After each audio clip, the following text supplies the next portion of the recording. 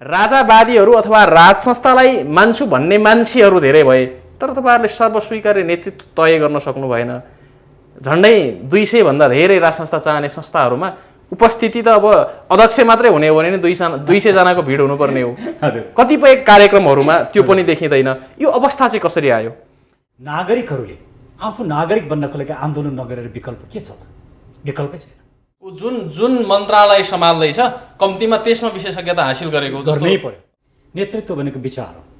हामीले जुन विचार ल्याएका छौँ, जुन परिवर्तनको विचार, राजनीतिक शुद्धिकरणका विचार, भ्रष्टाचारको अन्त्यको विचार जुन ल्याएका छौँ, राष्ट्रियता संरक्षणको विचार, त्यही नेतृत्व, विचार र नेतृत्व। यसर्थ धारा 76ले पनि संसद विघटनको परिकल्पना गरेको छ। धारा 76(5) अन्तर्गत राजाले नागरिकहरूको सार्वभौम सत्ता स्वीकार गर्नुपर्छ, जुन राजा ज्ञानेन्द्रका विभिन्न वक्तव्यहरूमा आइसकेको छ त्यो कुरा। र राजा नागरिकको कित्तामा आउनुको संसदभित्र बस्ने हो। भोलि राजाको छोरो नै अर्को राजा हुन्छ भन्ने होइन, त्यसभित्रका बेस्ट व्यक्तिले छान्छ संसदले।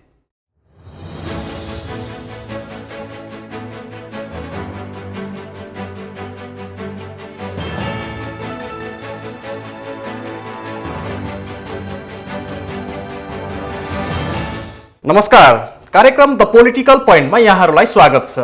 पोलिटिकल पोइन्टको आजको अङ्कमा समसामयिक राजनैतिक विषयवस्तुमा केन्द्रित रहेर कुराकानी गर्नको लागि स्टुडियोमा हामीसँग नेपालका लागि नेपाली अभियानका संयोजक एवं राष्ट्रिय नागरिक आन्दोलनका अगुवा त्यसै गरी अधिवक्ता सुरेन्द्र भण्डारी हामीसँग हुनुहुन्छ। समसामयिक राजनैतिक विषयवस्तुका साथसाथै उहाँहरूले राज संस्था पुनर्स्थापनाको लागि गरिरहनु भएको सङ्घर्षमा आजको संवादलाई केन्द्रित गर्नेछौँ। सर्वप्रथम स्वागत छ यहाँलाई। धेरै धेरै धन्यवाद।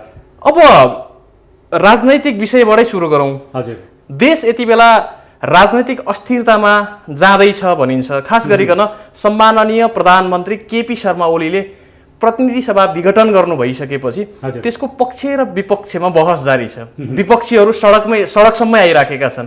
तर यहाँले चाहिँ प्रधानमन्त्री केपी शर्मा ओलीले गर्नुभएको संसद विघटनको निर्णयलाई सही भन्नु भइरहेछ, त्यसको पक्षमा पैरवी गर्नुभएको छ, किन यो चाहिँ?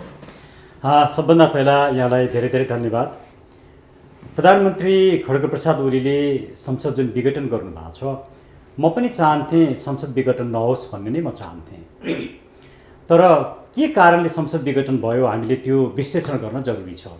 त्यसको पछाडिको मुख्य कारण चाहिँ तपाईँ 2 वर्ष 2.5 वर्ष प्रधानमन्त्री भइसक्नुभयो, अब बाँकी समय मलाई प्रधानमन्त्री हुन दिनुहोस् भन्ने प्रचण्डको आग्रह या सत्ता लोलुपता।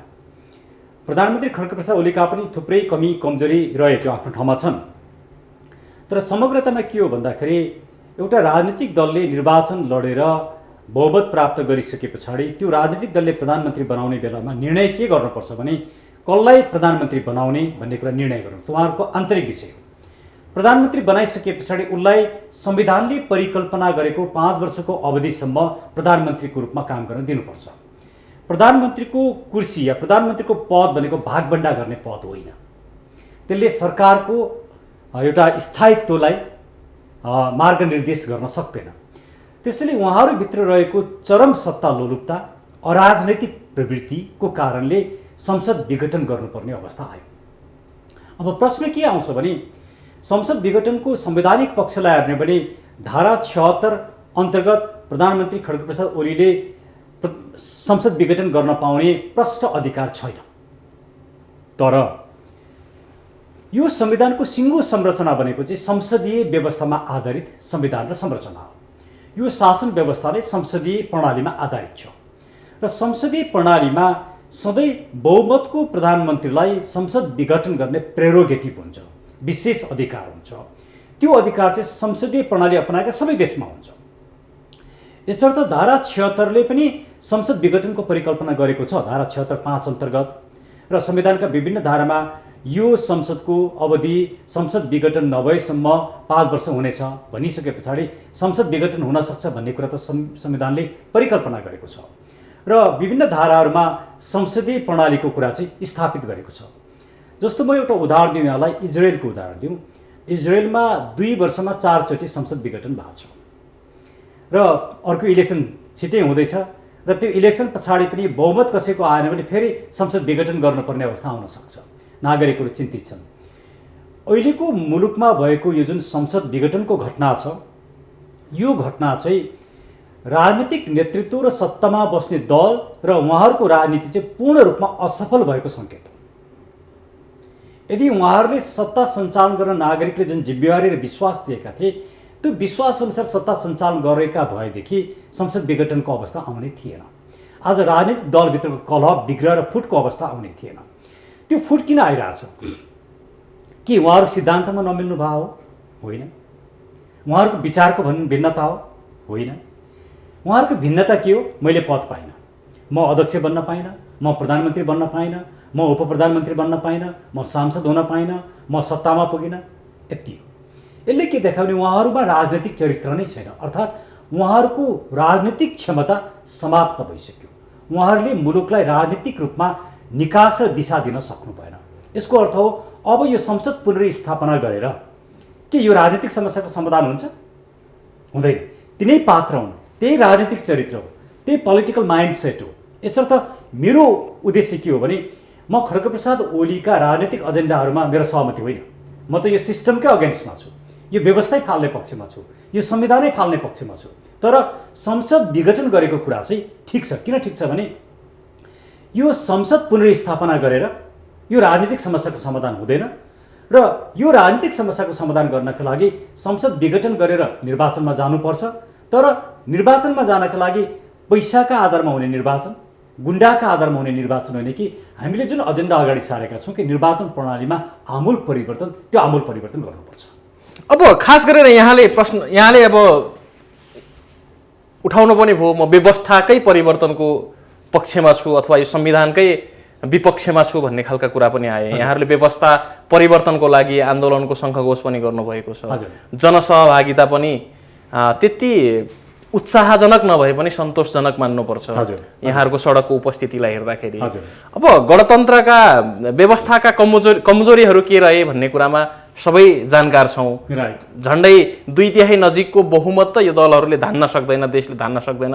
संसद विघटनको निर्णय हुन पुग्छ, भलै त्यो संवैधानिक इजलासमा छ, त्यसले एउटा केही फैसला गर्ला, सम्मानित सर्वोच्च अदालतको फैसलालाई हामी पनि प्रतीक्षारत छौँ। तर व्यवस्थामा कहीँ न कहीँ कमजोरीहरू छन् भन्ने तथ्यलाई चाहिँ स्वीकार गर्नुपर्ने अवस्था आएको छ भने अर्कोतिर यहाँहरूले राज संस्था पुनर्स्थापनाको कुरा गर्दै गर्दा नि यति बेला निकै ठुलो भ्याकुम देखिन्छ। जस्तो तपाईँ एउटा कानुन व्यवसायी, कानुन वकालत गर्नुपर्ने मान्छे राज संस्था पुनर्स्थापनाको आन्दोलनको नेतृत्व गर्नुपर्ने अवस्था आएको छ। यो चाहिँ कस्तो भयो? यो अलि नमिलेको जस्तो, के नभए जस्तो भएन? मैले जान्न चाहेको एकदम पिन पोइन्टको कुरा चाहिँ के हो भने राजावादीहरू अथवा राज संस्थालाई मान्छु भन्ने मान्छेहरू धेरै भए, तर तपाईँहरूले सर्वस्वीकार्य नेतृत्व तय गर्न सक्नु भएन। झन्डै 200 भन्दा धेरै राज संस्था चाहने संस्थाहरूमा उपस्थिति त अब अध्यक्ष मात्रै हुने हो भने 200 जनाको भिड हुनुपर्ने हो। कतिपय कार्यक्रमहरूमा त्यो पनि देखिँदैन। यो अवस्था चाहिँ कसरी आयो? एकदमै राम्रो प्रश्न राखिदिनु भयो, त्यसको लागि यहाँलाई धेरै धेरै धन्यवाद।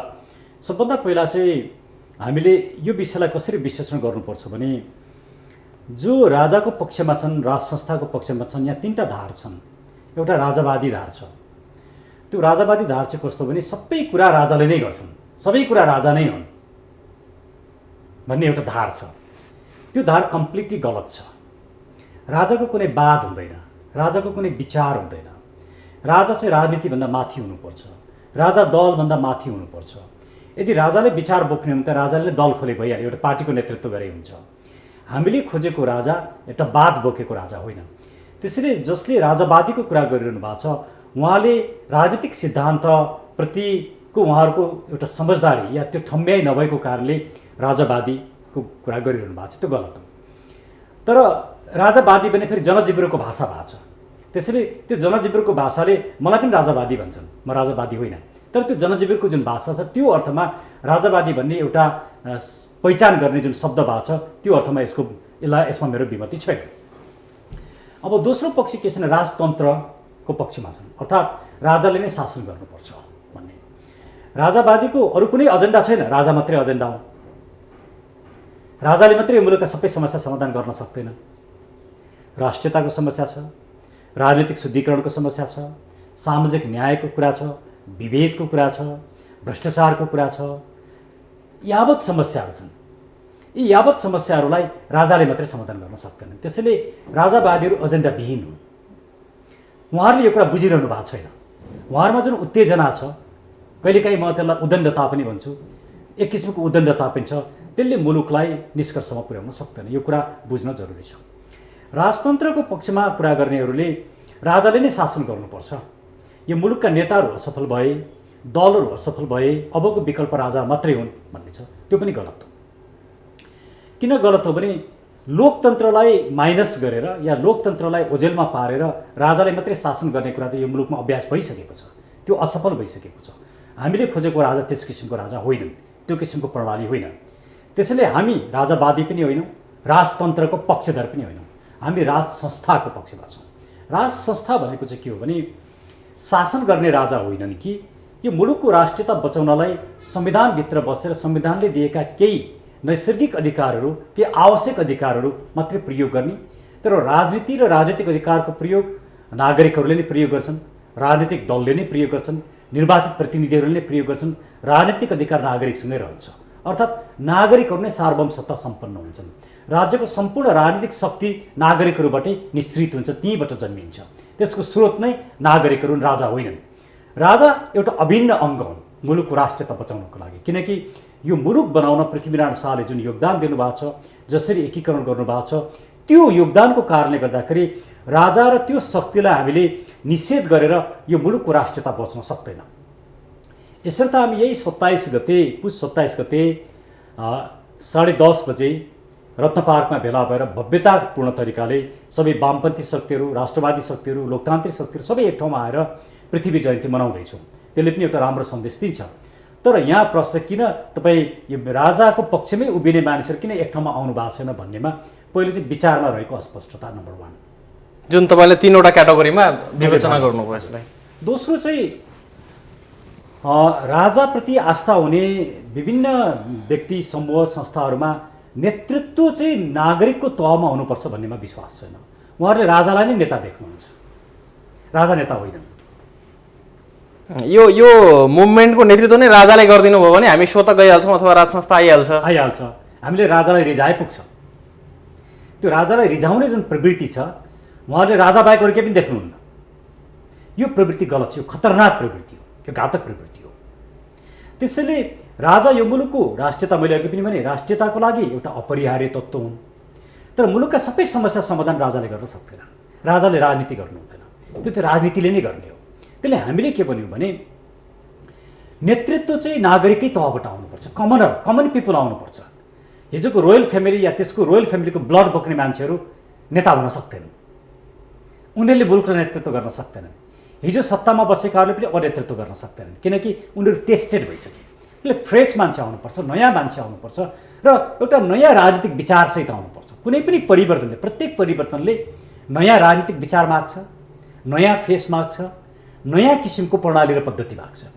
त्यो राजनीतिक धरातल र विचार दिन सक्ने व्यक्तिहरू अगाडि आउनुपर्छ भन्ने हाम्रो भनाइ हो। अब यस अर्थमा हामीले के भन्यौँ भने अबको मुलुकको निकास भनेकै के हो भने मुलुकका 5वटा समस्यालाई सम्बोधन गर्नुपर्छ। पहिलो समस्या हो राजनीतिक समस्या। मुलुकमा 3टा राजनीतिक समस्या छन्। एउटा गणतन्त्रकी राज संस्था भन्ने, गणतन्त्रले यो मुलुकको हित गर्न सक्दैन भन्ने प्रमाणित भएको छ, त्यसको पछाडि म छलफल गर्छु। त्यसैले गणतन्त्रको सट्टामा राज संस्था सहितको नागरिक तन्त्र, अर्थात् नागरिक तन्त्रलाई प्रजातन्त्र, लोकतन्त्र जे भने पनि हुन्छ, तर हामी हाम्रो भाषामा नागरिक तन्त्र भन्छौँ, अर्थात् मोनर्की विथ डेमोक्रेसी। यो भनेको चाहिँ विश्वेश्वर प्रसाद कोइरालाको जुन राजनीतिक विचार थियो त्यही विचार हो। त्यसले कहिलेकाहीँ म भन्ने गर्छु शेरबहादुर देउपा काङ्ग्रेस होइनन्, सच्चा काङ्ग्रेस चाहिँ हामी हौँ। किनभने बिपीको विचार जसले त्याग्यो ऊ कसरी काङ्ग्रेस हुन सक्छ। त्यसले अबको मुलुकको पहिलो राजनीतिक समस्याको समाधान चाहिँ बिपीको विचारमा आधारित भएर मात्रै गर्न सकिन्छ, अर्थात् राज संस्था र लोकतन्त्र सँगसँगै जान्छन् है। अब कसैले भन्छन् होइन राजा ल्याउने भनेको त लोकतन्त्रलाई प्रहार गर्नु, लोकतन्त्र समाप्त गर्नु भन्छन्। त्यो गलत विचार हो। किनभने तपाईँ युनाइटेड किङडम युकेलाई हेर्नुहोस्, जो लोकतन्त्रको डेमोक्रेसीको जननी हो, त्यहाँ राजा नै छन्, रानी नै छन्। त्यो संस्था, राज संस्था र लोकतन्त्र सँगसँगै जान सक्छ भन्ने कुरो त प्रमाण त युके नै छ, जापान छ, नेदरल्यान्ड, यस्ता थुप्रै देशहरू छन्।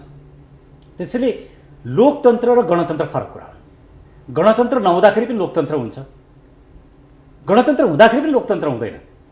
जस्तो उत्तर कोरिया त गणतन्त्र हो नि, तर त्यहाँ कहाँ लोकतन्त्र छ र? चीन गणतन्त्र हो नि, त्यहाँ पनि कहाँ लोकतन्त्र छ र?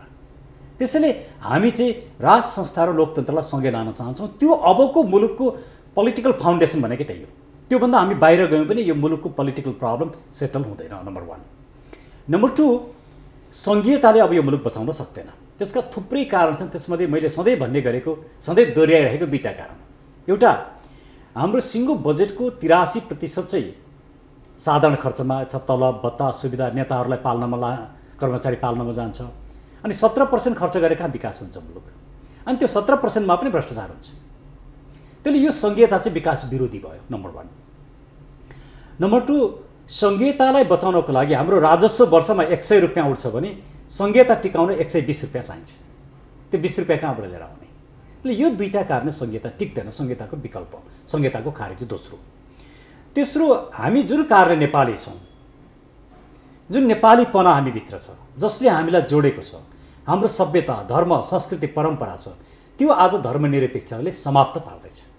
त्यसले धर्मनिरपेक्षताको अन्त्य या धर्मसापेक्ष राज्य, हिन्दू धर्मावलम्बी भनेर मात्रै पुग्दैन। हिन्दू, बुद्ध, किराँत सहितको नेपालका आफ्ना सबै इन्डिजिनस धर्म, संस्कृति, परम्परालाई संरक्षण गर्ने राज्य चाहिन्छ। त्यसले यी 3टा राजनीतिक विषयमा अब मुलुकले निर्णय खोजेको छ। त्यसैले हाम्रो यो मुलुकको पहिलो समस्या राजनीतिक समस्याको समाधान, नम्बर 1। नम्बर 2, राष्ट्रियता। मुलुकको राष्ट्रियता त्यो भूगोलको किसिमले होस्, त्यो सभ्यताको किसिमले होस्, त्यो नेपालीहरूको बीचको सहिष्णुताको किसिमले होस्, यो राष्ट्रियता आज क्राइसिसमा छ। यसलाई बचाउनुपर्छ, दोस्रो। तेस्रो, सबैभन्दा ठुलो यो मुलुकको समस्या, जोसुकै सत्तामा जाओस् त्यसले अब अझ नागरिकलाई केही हुँदैन।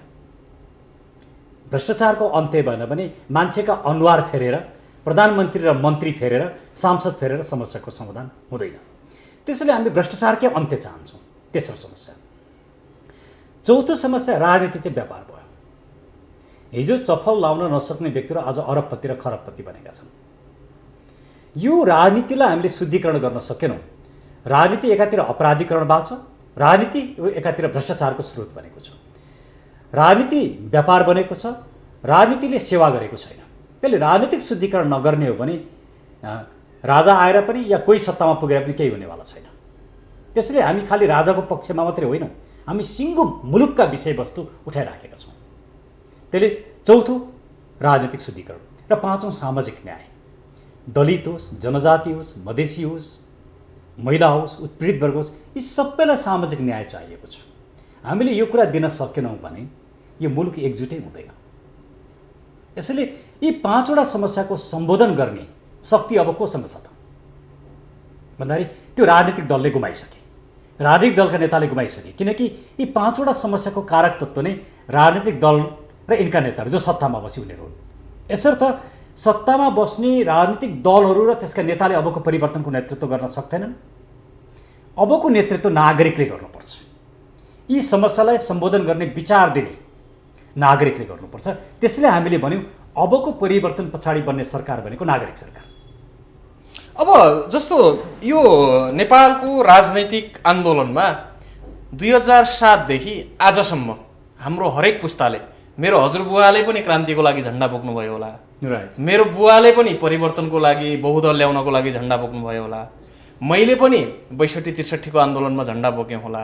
र अब म जस्तै पुस्ताले अथवा लगभग मभन्दा पछिल्लो जेनेरेसनले पनि फेरि राज संस्था पुनर्स्थापनाको आन्दोलन भनेर राजनैतिक परिवर्तनको झन्डा बोकेर नेपालीको जीवन कहिलेसम्म चल्ने? मेरो हजुरबुवाले त्यही जीवन गुमाउनु भयो, बुवाले पनि राजनैतिक परिवर्तन भनेर जीवन गुमाउनु भयो, मैले पनि गुमाउने चरणमा छु। किनकि यहाँ म जस्तो युवा पुस्ताले आफ्नो भविष्य त सुरक्षित देख्दिनँ। जहिले पनि अब कुनै न कुनै बहानामा आन्दोलन भइराखेको छ, व्यवस्था परिवर्तन भइरहेको छ, यहाँ व्यक्ति फाल्नकै लागि पनि आन्दोलन गर्नुपर्ने वातावरणमा छ। र नेपाली जनताले चाहेको चिज त यो सबै चिजबाट पर रहेर आफ्नो व्यवसाय गर्न पाइयोस्, व्यापार गर्न पाइयोस्, आफूलाई जे मन लागेको स्वतन्त्रता उपभोग गर्न पाइयोस् भन्ने नै खोजेका थिए नि, होइन? जुनसुकै वाद व्यवस्था भने पनि राज्यले दिनुपर्ने सेवा सुविधा जनतालाई राम्रोसँग दियोस्, भ्रष्टाचारको निवारण होस्, अथवा यहाँ धेरै अब प्रतिबद्धताहरू त यहाँ नेपाललाई सिङ्गापुर बनाउने सम्मका थिए। भलै के बनायौँ त्यो भविष्यले समीक्षा गर्न। तर अब यो चिज हामी त टेस्ट गर्दा गर्दै अब यो नेपाली जनतालाई र नेपाल राष्ट्रलाई प्रयोगशालामा नै रूपान्तरण गरिदिन लाग्नुभयो होइन? तपाईँहरूले पनि यो अभियानमा आइपुग्नुभयो। अब यहाँले राम्रो प्रश्न उठाइदिनु भयो, धन्यवाद। हामीले यहाँको यो प्रश्नको म जवाफ दिनुभन्दा अलिकति म भूमिका कहाँ जाउँ भने, एकछिन मानौँ युवाहरूले रोजगारी पाउने अवसर सृजना भयो, युवाहरूले लगानी गर्ने अवसर सृजना भयो। कसरी भने, सानो उदाहरण दिउँ, ब्याङ्कको ब्याज 14%, 16%, 20% छ। यो अवस्थामा कसरी युवाले लगानी गर्न सक्छ? तपाईँ ब्याङ्कको ब्याज 2% देखि 5%मा झार्नुहोस् न, त्यो गर्न सरकारलाई केले रोकेको छ? जापानमा 1% ब्याज दर हुँदाखेरि पनि ब्याङ्क प्रफिटमा जान्छ, युरोप र अमेरिकामा 4% हुँदा पनि प्रफिटमा जान्छन् भने यहाँ 14%, 16%, 20% गरेर सिङ्गो नागरिकहरूलाई एक्सप्लोइट गर्ने, शोषण गर्ने र आफ्ना नेता र कार्यकर्ताहरूको फाइनान्स कम्पनी लगायत ब्याङ्कको कम्पनीमा सेयर हुने, अनि सिङ्गो राजनीति चाहिँ शोषणमा जाने, एउटा शोषणको चरित्रमा जाने। अब यो किसिमको राजनीतिलाई बचाउने कि फाल्ने, परिवर्तन गर्ने। त्यसैले अब अघि मैले भनेका जुन राजनीतिक मुद्दाहरू छन् नि, ती राजनीतिक मुद्दाहरू निर्णय नगर्ने हो भने यो मुलुककै भविष्य छैन, मुलुक नै सङ्कटमा गइसक्यो। अब यहाँले भनेको अर्को प्रश्नमा आउँ, हामीले 2007 सालको जुन क्रान्ति भयो, त्यो 7 सालको क्रान्ति चाहिँ राणा विरुद्ध प्रजा र राजा एक ठाउँमा उभिए। मैले यहाँ शब्द भनेको प्रजा, प्रजा भनेको चाहिँ कस्तो निगाहमा बाँच्ने, उसको खासै अधिकार छैन। अन्ततः राणाहरू फाल्ने, प्रजा र राजा आए। तर ती कहिलेसम्म प्रजा भए? लामो समयसम्म प्रजा भए, 46-47 सालसम्म प्रजा नै रहे, राजाकै निगाहमा बाँचे। राजाको कित्तामा नागरिक रहनु पर्ने भयो। हामीले खोजेको राजा यस्तो होइन, हामीले खोजेको राज संस्था यस्तो होइन। अब राजा चाहिँ नागरिकको कित्तामा आउनुपर्छ, नागरिक राजाको कित्तामा होइन, नागरिक राजाको निगाहमा बाँच्ने होइन, हामी प्रजा होइनौँ। त्यसैले हामीले नागरिक तन्त्र भन्नुको पछाडिको कारण छ 46-47 पछाडि राजनीतिक दल र राजाको बिचको युद्ध सुरु भयो। अन्ततः राजनीतिक दलले जिते, हामी प्रजाबाट जनतामा आयौँ।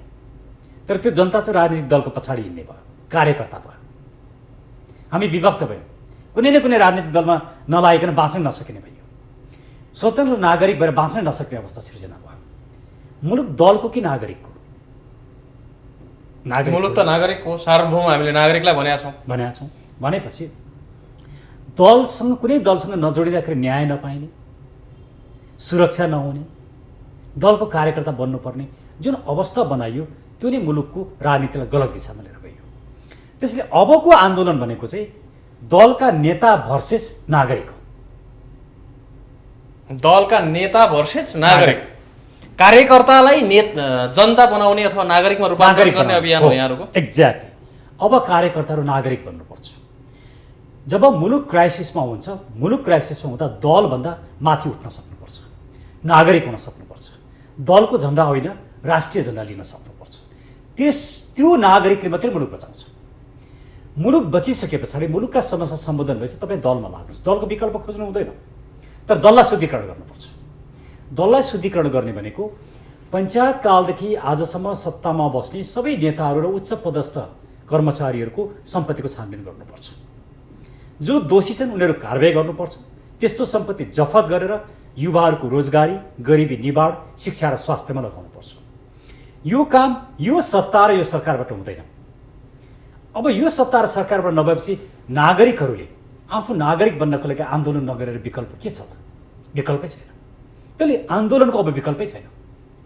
यसर्थ हामीले के भन्यौँ भने अबको आन्दोलन भनेको नागरिक सरकारको लागि आन्दोलन, नागरिक आयोगका लागि आन्दोलन, र त्यो नागरिक आयोगले सबै भ्रष्टाचारमाथि कारबाही गर्छ। अब एक थरी जो राज संस्थाप्रति लोयल चाहिँ छन्, उनीहरूलाई गणतन्त्रका विकृतिहरूप्रति अनास्था चाहिँ छ, तर राज संस्था फर्किहाले पनि राजनीति गर्ने त यिनै दलहरू हुन्। फेरि हामी 62-63 भन्दा अगाडि र 46 भन्दा पछाडिको एउटा फेजमा प्रवेश गर्छौँ। त्यो बेला पनि त विकृति त कायम थियो, संसदीय राजनीति त्यही बेला हुने हो, सांसद किनबेचसम्मका कुराहरू भए। फेरि यही प्रक्रिया हुन्छ, हामी त्यही प्रक्रियामा फर्किनको लागि किन सडकमा जाने भन्ने प्रश्न पनि उठाउनुहुन्छ नि, यहाँहरूले पनि सामना गर्नुपर्छ। एकदमै राम्रो प्रश्न राखिदिनु भयो, ठिक हो। त्यसैले यी समस्याको सम्बोधन गर्ने नै हाम्रो नागरिक सरकारको योजना हो। हामीले के गर्छौँ त? अब नागरिक सरकार चाहिँ कस्तो हो र यसले के काम गर्छ? गुड। नागरिक सरकार चाहिँ आन्दोलन पछाडि आन्दोलनले यो व्यवस्थालाई फालेर यो संविधानलाई फालिसके पछाडि बन्ने सरकार नागरिक सरकार हो। त्यो नागरिक सरकार भनेको दलको मिलिजुली सरकार होइन। अहिले सत्तामा बस्ने दलका नेताहरू त्यसमा हुँदैनन्। आन्दोलनको नेतृत्व गर्ने व्यक्तिहरू त्यो सरकारमा हुन्छन्। पहिला त्यो सरकार 2 वर्षसम्मको लागि अनइलेक्टेड सरकार हो। त्यो इलेक्सनमा जाँदैन 2 वर्षसम्म। किन जाँदैन म त्यसमा आउँछु। त्यसैले त्यो 2 वर्षसम्म यो सरकारले के गर्छ भने पहिलो काम यसले नागरिक सरकार गठन भएको फर्स्ट डे या सेकेन्ड डे यसले गर्ने काम चाहिँ नागरिक आयोग गठन गर्छु। त्यो भनेको निष्पक्ष, निष्कलङ्कित, कहिले पनि सत्तामा नबसेका, भ्रष्टाचारको आरोप नलागेका, निडर, निर्भीक र अधिकार सम्पन्न व्यक्तिहरूको एउटा नागरिक आयोग बन्छ। त्यसले पञ्चायत कालदेखि आजसम्म सत्तामा बस्ने प्रत्येक व्यक्तिको सम्पत्तिको छानबिन गर्छ, दोषीलाई कारबाही गर्छ। त्यो चाहे राजनैतिक मन्त्री होस्, प्रशासनिक कर्मचारी होस्, सुरक्षासँग सम्बन्धित होस्, त्यो जोसुकै होस्। त्यो नगर्ने हो भने यो मुलुकलाई भ्रष्टाचारले सिध्याउँछ। परिवर्तनको कुनै अर्थै छैन। त्यसैले यो परिवर्तन, भ्रष्टाचारलाई अन्त्य गर्ने यो परिवर्तन जरुरी छ। यसले नागरिक आयोग जरुरी छ। तपाईले कल्पना गर्नुभएका अथवा तपाईहरुले कल्पना गर्नुभएका व्यक्तिहरू चाहिँ नेपालमा छन् होला? सुखदेव भट्टराई हुनुहुन्छ, डाक्टर द्वारिकानाथ ढुङ्गेल हुनुहुन्छ, सुशीला कार्की हुनुहुन्छ, केदार भक्त माथेमा हुनुहुन्छ, विभिन्न धर्मगुरुहरू छन् जसले कहिले भ्रष्टाचार गरेका छैनन्। थुप्रै व्यक्तिहरू छन्, खोज्नुपर्छ। त्यो त मिडियाले निकाल्ने, मिडियाले छलफल गर्नुहोस् न। को हुनसक्छ त नागरिक आयोगमा बस्ने व्यक्तिहरू को हुनसक्छ? यहाँले छलफल गरिदिनुपर्छ। नागरिक आयोगले गर्ने पहिलो काम, नागरिक सरकारले गर्ने काम पहिलो नागरिक आयोग। दोस्रो निर्वाचन प्रणालीमा सुधार। अहिलेको निर्वाचन चाहिँ कस्तो भने पैसाको निर्वाचन, गुन्डाको निर्वाचन। त्यो 19 पेज र 38 पेजमा आयो नि प्रधानमन्त्री र कार्यकारी अध्यक्षको शक्ति सङ्घर्ष। त्यसमा उहाँले तपाईँको छोरीलाई मैले यसरी जिताइदिएको थिएँ, त नाङ्गो रूपमा आयो। यो पैसामा हुने। अनि पोखराको उपनिर्वाचनमा देख्यो नि, घर घरमा चामलको बोरा र ब्ल्याङ्केट। यो पैसाका आधारमा हुने निर्वाचनलाई हामीले अन्त्य गर्नुपर्छ। अर्थात् त्यो भने निर्वाचन प्रणालीमा सुधार भनेको के हो भने अहिले मुलुकमा 2टा समस्या देखिए हेर्नुहोस् है।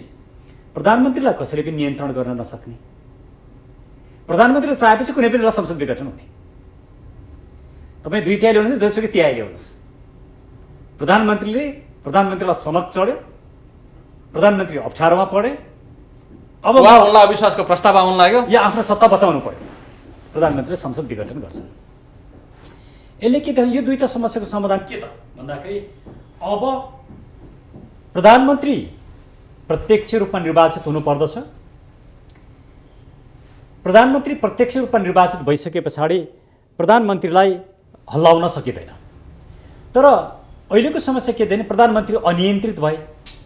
प्रधानमन्त्रीलाई कसरी नियन्त्रणमा राख्ने भन्दा अबको प्रधानमन्त्री चाहिँ 2टा ठाउँमा उत्तरदायी हुनुपर्छ। एउटा राजाप्रति उत्तरदायी हुनुपर्छ, अर्को संसदप्रति उत्तरदायी हुनुपर्छ। तर 2टा चेक एन्ड ब्यालेन्स। संसदप्रति मात्रै उत्तरदायी हुने प्रधानमन्त्रीले त संसदलाई नै आफ्नो पकेटमा राख्दा रहेछन्। संसदले केही गर्न सक्दो रहेन। राजाप्रति पनि उत्तरदायी हुनुपर्छ।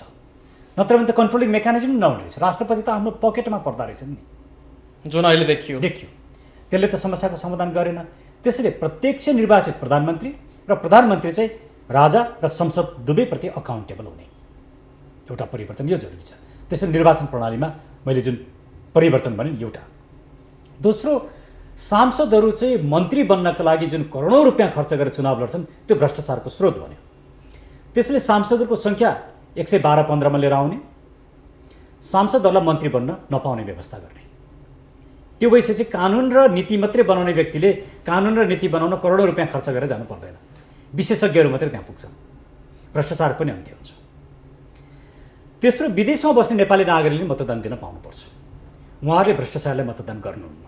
त्यसले भ्रष्टाचारीहरू चुनावमा जित्दैनन्। तेस्रो, त्यसले अहिलेका राजनीतिक तिनै फेस आउलान् नि भन्ने आउँदैनन्। तेस्रो, चौथो, मन्त्री बन्ने व्यक्ति चाहिँ विशेषज्ञ हुनुपर्छ र सांसदहरू हुनु हुँदैन। ऊ जुन मन्त्रालय सम्हाल्दैछ कम्तीमा त्यसमा विशेषज्ञता हासिल गरेको जस्तो भुटानमा त्यस्तो छ अहिले व्यवस्था। क्यानाडाको कुरा गरौँ, त्यो हुनसाथ के हुन्छ भने मन्त्रीमण्डल चाहिँ पार्टीको नभएर नागरिकको हुन्छ, मुलुकको हुन्छ। अहिले चाहिँ मन्त्रीमण्डल कस्तो भयो भने दलको पनि एउटा गुटको उपगुटको भयो। नागरिक र सरकारको बिचको सम्बन्धै टुट्यो। अर्को, चुनाव प्रचार प्रसार पनि फरक गर्नुपर्छ। घर घरमा गएर पैसा बाँड्ने चुनाव प्रसार होइन। एकछिन मान्नुहोस्, म ताप्लेजुङको मान्छे, ताप्लेजुङबाट म निर्वाचनमा उठ्ने भएँ। ताप्लेजुङका सबै मिडियाहरूमा तपाईँ बोल्नुहोस्, तपाईँको आफ्नो कुरा राख्नुहोस्, मिडियाले प्रचार प्रसार गर्छ। तपाईँ घर घरमा जानै पर्दैन। ताप्लेजुङमा मान्नुहोस् 10 जना निर्वाचनमा उठ्ने भए 10 जनालाई इलेक्सन क्याम्पेन गराउनु, सबै मिडियाहरू एक ठाउँमा आउनुहोस्, प्रश्न राख्नुहोस्, उहाँहरूको आफ्नो कुरा भन्नुहुन्छ, त्यही प्रचार प्रसार हुन्छ। तपाईँ फिजिकल्ली ताप्लेजुङ पुग्नुभयो भएन, कसलाई के गर्नुभयो यो कुराले अर्थ राखेन। मैले घर घरमा गएर पैसा बाँड्ने होइन नि, मान्छे किन्ने होइन नि, मेरो विचार पो त। म संसद सदस्य भएपछि यस्तो गर्छु भन्ने विचार दिनु पर्यो। त्यो त विचारको राजनीति हो नि, पैसाको राजनीति होइन। त्यसले हामी पैसाको राजनीति र गुन्डाको राजनीतिलाई अन्त्य गर्न चाहन्छौँ। त्यसले नागरिक सरकारले निर्वाचन प्रणालीमा आमूल सुधार गर्छ। दोस्रो, तेस्रो, यो मुलुकको सबैभन्दा ठुलो समस्या चाहिँ शिक्षा र स्वास्थ्यमा भएको व्यापारीकरण। आज किन कर्मचारीहरू घुस खान्छन्? आफ्ना छोराछोरीलाई राम्रो स्कुलमा पढाउनु पऱ्यो, उपचार गर्दा राम्रो अस्पताल जानु पऱ्यो। त्यसले यो व्यापारीकरण, शिक्षा र स्वास्थ्यमा भएको व्यापारीकरणलाई नहटाउने हो भने यो मुलुक चाहिँ यसको भविष्य नै छैन। त्यसले हाम्रो शिक्षाको पनि क्वालिटी हुनु पऱ्यो। शिक्षा र स्वास्थ्य सर्वसुलभ, गुणस्तरीय, निःशुल्क हुनुपर्छ। यो तीनटा काम हामीले गर्नै पर्छ। त्यसले यो शिक्षा र स्वास्थ्यमा तेस्रो काम चाहिँ हाम्रो शिक्षा र स्वास्थ्यमा आमूल परिवर्तन हुन्छ। चौथो, युवाहरूको रोजगारी। हामी ब्याङ्कको ब्याज 2%देखि 5%मा लिन्छौँ। हामी हिन्दू, बुद्ध, किराँत लगायतका धर्महरूलाई खालि पूजापाठमा मात्रै होइन कि बजारमा जोड्छौँ, रोजगारीमूलक। हामी जस्तो भन्नुहोस् ठुल्ठुला मुन्दुमका विश्वविद्यालयहरू हामी खोज्छौँ जहाँ अध्ययन अनुसन्धान हुन्छ, त्यसको प्रचार प्रसार हुन्छ। बुद्ध धर्मका त्यस्तै हुन्छन्, हिन्दू धर्मको रिसर्च हुन्छ, त्यसलाई हामी बजारसँग जोड्छौँ, रोजगारी गर्छौँ, टुरिज्म बढाउँछौँ। यसरी रोजगारी। अब यो अहिले यी सबै टेक्निकल कुराहरू नगरौँ। चौथो कुरा यो। पाँचौँ कुरा सामाजिक न्याय। दलितले पनि म यो मुलुकको स्वाभिमान नागरिकको भन्न सक्नुपर्छ। जनजातिहरूले पनि हामीमा विभेद भयो भन्ने कुरा हुनु हुँदैन। त्यसले यी सामाजिक न्यायका कुरालाई सम्बोधन गर्न सकेन भने हुँदैन। यी 5वटा कुरा नागरिक सरकारले गर्छ र यी 5वटा कुरा गर्नलाई 2 वर्ष कम्तीमा लाग्छ र 2 वर्षमा निर्वाचन गर्छ। अब निर्वाचनमा एकातिर अहिलेका धेरै नेताहरू भ्रष्टाचारको अभियोगमा तानिसकेका हुन्छन्, उनीहरू जेल परिसकेका हुन्छन्। अहिलेका धेरै जसो नभनौँ, सत्ताको नजिक पुगेका प्राय सबै नेताहरू कहीँ न कहीँबाट पुगिसकेका हुन्छन्। त्यो स्वाभाविक कुरा हो। त्यो भएको कारणले राजनीतिक शुद्धिकरण हुन्छ र राजनीतिक दलहरू नयाँ नेतृत्व आउँछ र नयाँ किसिमले चुनावमा जान्छन् र चुनाव प्रणाली नै सुधार भइसकेको हुन्छ। त्यो बेलासम्म हामी आफै पनि एउटा वैकल्पिक राजनीतिक दलको रूपमा आउन सक्छौँ, किन मुलुकलाई निकास दिनुपर्छ। त्यसले राजनीतिक हामी कसरी यो राजनीतिक शुद्धिकरण गर्छौँ भन्ने विषयमा चाहिँ नागरिक सरकार र नागरिक आयोग चाहिँ हाम्रो आन्दोलनका कोर एजेन्डा हो। अहिले जस्तो हामीले बुझ्दा अथवा आम सर्वसाधारणको नजरबाट बुझ्दा तपाईँहरू राज संस्था स्थापनाको लागि आन्दोलन गरिरहनु भएको छ भन्ने बुझ्छौँ। आम सञ्चारमा प्रचार पनि त्यो भइराखेको छ। तर तपाईँहरू नागरिक आयोग र नागरिक सरकार चाहिँ मूल एजेन्डा हो। एक्ज्याक्टली। त्योभन्दा पछाडि व्यवस्था के हुने भन्ने कुरालाई राइट। अनि राज संस्था यो मुलुकको राष्ट्रियताको एउटा अभिन्न अङ्ग मात्रै हो। राज संस्था सबै कुरा होइन, राजा सबै कुरा होइनन्। संवैधानिक रूपमा अथवा पोर्टफोलियोमा चाहिँ राज संस्था टपमा रहने भयो। राइट। नेपालको इतिहास, अब नेपाल निर्माणदेखि लिएर यी सबै कुराहरू जोडिन आउने, राष्ट्र प्रमुख चाहिँ रहने भयो। केही विशेषाधिकार अधिकार पनि रहे। राइट। जहाँ निर्वाचित सरकारले लगाम बाहिरको काम गर्न लाग्यो भने त्यो विशेष अधिकार रहने भयो। तर त्यो भनेको चाहिँ राजासँग प्रत्यक्ष फेरि मन्त्री परिषदको अध्यक्ष बन्ने, शासन गर्न पाउने अधिकार चाहिँ हुन्छ कि हुँदैन? एकदमै हुँदैन। यो चाहिँ कस्तो? यो फेरि राजाले राजनीति गर्न पाउँदैनन्। राजा संविधानभित्र हुन्छन्, राजा संसदभित्र हुन्छन्। संसदले राजाको मोनिटरिङ गर्छ, संसदले नै राजालाई चुन्ने काम गर्छ। संसदले राजा निर्वाचित गर्छ हो तपाईँहरूको व्यवस्थामा? एक्ज्याक्टली। जसरी अहिले कम्बोडियामा भएको छ नि, कम्बोडियामा त सिङ्गानोकलाई फाल्यो, 23 वर्ष पछाडि लिएर आइयो र संसदले नै निर्वाचित गरेको हो नि, संसदले नै छानेको हो नि। त्यसैले राजा त नागरिकसँग जोडिनुपर्छ। हिजो म तपाईँलाई एउटा उदाहरण दिउँ। पञ्चायत व्यवस्था ढल्नुभन्दा अगाडि त सबै पञ्चायत थियो नि यो मुलुकमा। तर पञ्चायत व्यवस्था ढलेको भोलिपल्ट को थियो पञ्च? राजालाई बचाउने पञ्च त कोही पनि रहेन रहेछ। त्यो विचार बोकेको त कोही पनि रहेन रहेछ। स्वार्थको पुञ्ज मात्रै रहेछ। र गणतन्त्र हुनुभन्दा अगाडि त सबै राजावादी थिए नि। जुन दिन गणतन्त्र आयो त्यसको भोलिपल्ट त राजावादी कोही पनि बाँकी रहेन। किन भन्दाखेरि राजा चाहिँ पिपुलसँग कनेक्टेड नै थिएनन्। राजाले नागरिकहरूको सार्वभौम सत्ता स्वीकार गर्नुपर्छ, जुन राजा ज्ञानेन्द्रका विभिन्न वक्तव्यहरूमा आइसकेको छ त्यो कुरा। र राजा नागरिकको किताबमा आउनुको संसदभित्र बस्ने हो। भोलि राजाको छोरो नै अर्को राजा हुन्छ भन्ने होइन, त्यसभित्रका बेस्ट व्यक्तिले छान्छ संसदले। त्यो कान्छो छोरी पनि हुनसक्छ, कान्छो छोरा पनि हुनसक्छ, माइलो पनि जोसुकै हुनसक्छ। त्यो राज परिवारभित्रको उत्तराधिकारी छान्ने अधिकार पनि संसदसँग सुरक्षित रहने भयो। संसदलाई हुन्छ, राजालाई हुँदैन। राजा मुलुकको लागि हुन् नि, राजा शासक होइनन्। हामीले हिजोसम्म यो मुलुकमा शासकको रूपमा राजा थिए, त्यो शासकको रूपमा रहेको राजा हामी चाहँदैनौँ।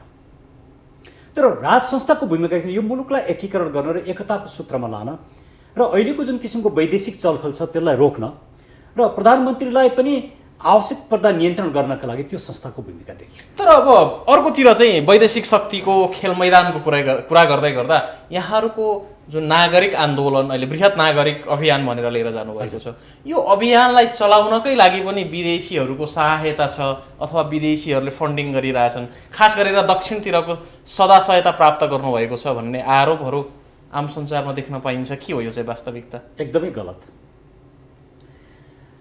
हामी प्रष्ट छौँ। यो आन्दोलन भनेको नेपाली नागरिकले गर्ने आन्दोलन हो। यी राजनीतिक प्रश्नहरूको निर्णय नेपाली नागरिकले नै गर्छन् र गर्न पाउनुपर्छ।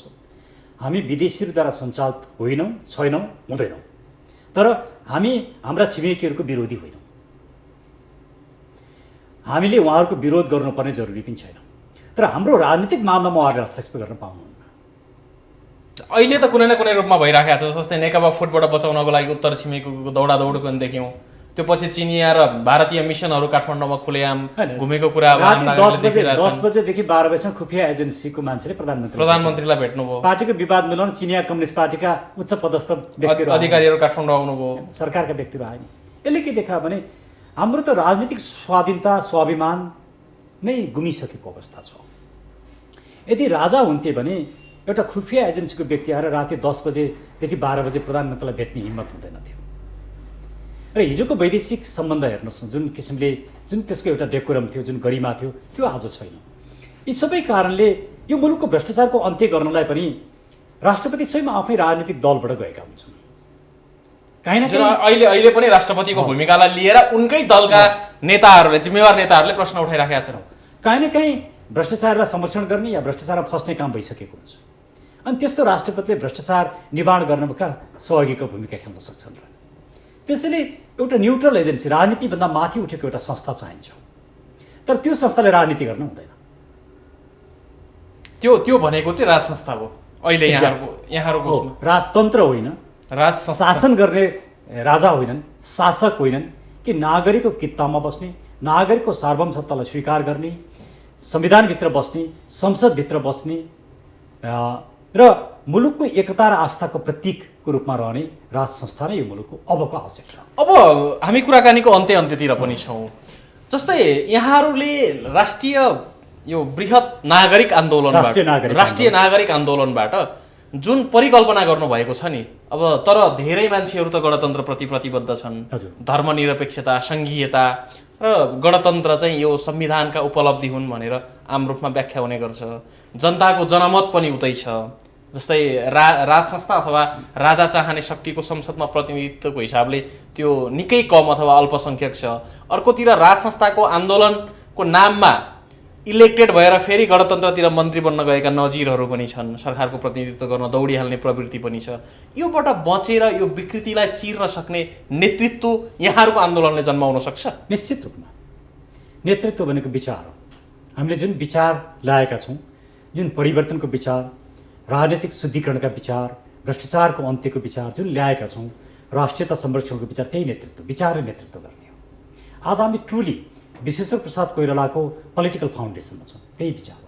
आज हामी ट्रुली मदन भण्डारीको विचारमा छौँ, त्यही विचार हो।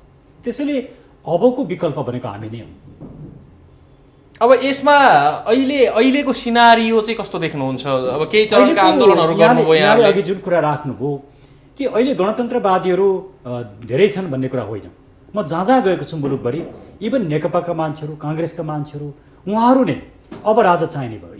यी 100वटा 600-700 राजाभन्दा एकजना राजा ठिक भन्ने पक्षमा। त त्यसको रिफ्लेक्ट चाहिँ सडकमा देखिएन। यहाँहरूको मैले उपस्थितिलाई सन्तोषजनक मान्न सकिए पनि उत्साहप्रद मान्न सक्ने अवस्था चाहिँ छैन नि सडकको अवस्था। किनभने सबै मान्छेहरू एकैबाजी सडकमा आउँदैनन्। यहाँले देख्नुभयो हाम्रो सडकको उपस्थिति सानो थियो, तर मङ्सिर 20 गते त ठुलो थियो नि। त्यो मङ्सिर 20 गतेको उपस्थितिलाई यहाँले प्रचण्ड माधव नेपालको उपस्थितिसँग दाँजुन भने त्योभन्दा उनीहरूको भन्दा हाम्रो ठुलो थियो उपस्थिति।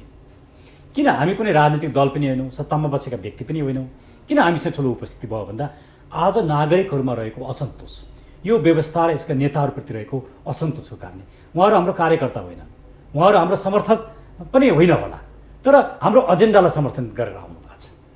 त्यसले पुस 27 गते पृथ्वी जयन्तीका दिन पनि हामी सबै नागरिकहरूलाई हामीलाई साथ दिनुहोस् र 10:30 बजे रत्न पार्कमा भेला हुनुहोस् र हामी रत्न पार्कमा 10:30 बजेदेखि 11:30 बजेसम्म भेला हुन्छौँ र 11:30 बजे हामी त्यहाँबाट बाजागाजा जुलुससहित झाँकीसहित हामी बागबजार पुतली सडक प्रदर्शनी मार्ग हुँदै पृथ्वीनारायण शाहको शालिगमा आएर माल्यार्पण गर्छौँ र कोण सभामा परिणत हुन्छौँ। र यो कार्यक्रम किन पनि महत्त्वपूर्ण छ भने हामी सबै नेपालीहरू चाहिँ राष्ट्र निर्माताप्रति हामी आस्था राख्छौँ र राष्ट्रिय एकता दिवसप्रति हाम्रो विश्वास छ र हामी नेपाली हुनुको गर्व हामीलाई छ भन्ने कुरामा एकमत हुनुपर्दछ। नेपाली हुनुमा नै गर्व छैन भने के नेपाली हो र? अस्ति मनिषा कोइरालाजीले भन्नुभयो नि एउटा प्रेस मिटमा, नेपालीले नेपाललाई माया गरौँ। So sweet. यदि हामी नेपालीले नेपाललाई नै माया गर्दैनौँ भने हामी के नेपाली? त्यसले आज यो राष्ट्रिय एकता दिवस र पृथ्वी जयन्ती चाहिँ हामी सबै नेपालीहरूको, हामी कति नेपाली हौँ, कुन अर्थमा साँच्चै नेपाली हौँ कि होइनौँ, हामीसँग त्यो बहादुरी र वीरता छ कि छैन, हामीमा मुलुकप्रतिको निष्ठा र आस्था छ कि छैन भन्ने कुरोको एउटा परीक्षण पनि हो। त्यसैले सबै नेपालीहरू सडकमै आउँछन् जरुरी छैन, तर धेरैभन्दा धेरैलाई आइदिनुहोस् र यो तपाईँको आफ्नो कार्यक्रम, तपाईँले मलाई सहयोग गर्ने र मैले तपाईँलाई सहयोग गरेन, यो तपाईँको कर्तव्य हो, हामी प्रत्येकको कर्तव्य हो। हामी सबै मिलेर एक ठाउँ आयौँ भने परिवर्तन सम्भव छ, छिटै परिवर्तन हुन्छ, तर हामी एक ठाउँमा आएनौँ भने कहिले पनि परिवर्तन हुँदैन। जाँदा जाँदै हाम्रो कार्यक्रम हेरेर बसिरहनुभएका दर्शकहरूलाई, यहाँका शुभचिन्तकहरूलाई जो यो व्यवस्थाप्रति असन्तुष्ट हुनुहुन्छ अथवा गणतन्त्रका विकृतिहरू देखेर उहाँहरू गणतान्त्रिक हुँदाहुँदै पनि तपाईँको आन्दोलनमा जोडिने इच्छा पनि होला अथवा कोही नेतृत्व तहबाटै नेतृत्व गर्ने इच्छा पनि होला, आम युवा पनि जोडिन चाहनु होला, त्यसको लागि चाहिँ के गर्ने, केही सन्देश छ यहाँको? म सबैलाई अनुरोध गर्छु, अब एकचोटि राजनीतिक दलभन्दा माथि उठौँ, एकचोटि हामी नागरिक बनौँ, एकचोटि राष्ट्रिय झन्डा लिएर यो मुलुकलाई बचाउँ। त्यसको लागि हामी सबै मिलेर काम गरौँ, हामी सबै एकअर्कासँग जोड्यौँ। यो मुलुक हाम्रो हो, यो मुलुकलाई हामीले बचाएनौँ भने हाम्रा सन्ततिले पनि हामीलाई धिक्कार्नेछन्। र जब मुलुक सङ्कटमा जान्छ, जब मुलुक भोलि अफगानिस्तान बन्ला, जब मुलुक भोलि कुनै न कुनै किसिमले क्राइसिसमा गएर युद्ध क्रीडा स्थल बन्ला, त्यो बेला तपाईँ हामी ग्लानीले पीडित हुनेछौँ र हाम्रा सन्ततिहरूले पनि हामीलाई धिक्कार्नेछौँ। मुलुक बचाउन नसक्ने नागरिक नै होइन। आज मुलुक सङ्कटमा छ, आउनुहोस् हातेमालो गरौँ, एक ठाउँ उभियौँ र यो मुलुकलाई बचाउँ र हामी नेपाली हुनुको एउटा अस्तित्व र पहिचान साबित गरौँ र पुस 27 गते 10:30 बजे रत्न पार्कमा भेला भएर भव्यताका साथ पृथ्वी 249औं पृथ्वी जयन्ती तथा राष्ट्रिय एकता दिवस मनाउन पनि म यहाँकै कार्यक्रम मार्फत हार्दिक रूपमा अनुरोध गर्दछु। यस्ता कार्यक्रमहरू काठमाडौँ बाहिर पनि छन्, पोखरामा हुँदैछ, त्यही समयमा वीरगन्जमा हुँदैछ, बुटोलमा हुँदैछ, नवलपरासीमा हुँदैछ, चितवनमा हुँदैछ, विराटनगरमा हुँदैछ, झापामा हुँदैछ, कञ्चनपुरमा हुँदैछ, यस्ता धेरै ठाउँमा हुँदैछन् र सबैतिर तपाईँहरू सहभागी बन्नुहोस्। जनकपुरमा हुँदैछ, सिराहामा हुँदैछ, सप्तरीमा हुँदैछ। त्यसले यी सबै कार्यक्रममा तपाईँ नागरिकको रूपमा भेला हुनुहोस् र यो कार्यक्रमलाई सफल बनाइदिनुहोस् भन्ने पनि म अनुरोध गर्छु र छिटै हामी निर्णायक आन्दोलनको घोषणा गर्दैछौँ र तपाईँहरूको साथको अपेक्षा गर्छौँ। धन्यवाद। समय र विचारको लागि विशेष धन्यवाद।